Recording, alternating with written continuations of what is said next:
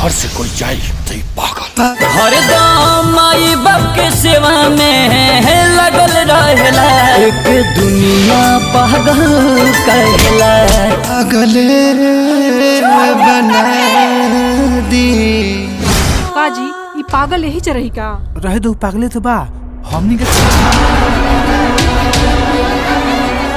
हालत रहनी की अभागा मनहूस कहीं मर खप गई। हम अभागा बेटा है जे माई बाप के रहते हुए भी अनाथ की जिंदगी जिया था। नाम राशन कार्ड से काट दी। पागले बना दी राम जी पागले। माई भूख लागल बा। ए हाय धारी तनी धोके चमका दी तो एकरो के।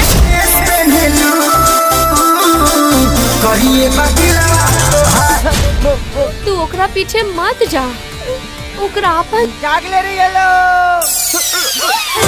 वो तोहरा के कैसे पहचान? अरे माई इस पागल से के ब्याह करी?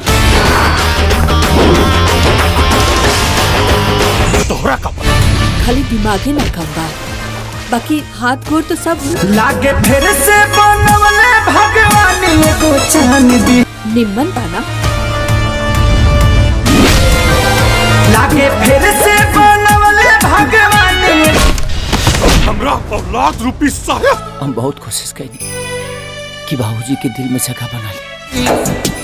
पागले बना दी ई तो मुरारी है ना? अपन ना भइल सभे गैर हो गइल। अभागा भाग यहाँ से।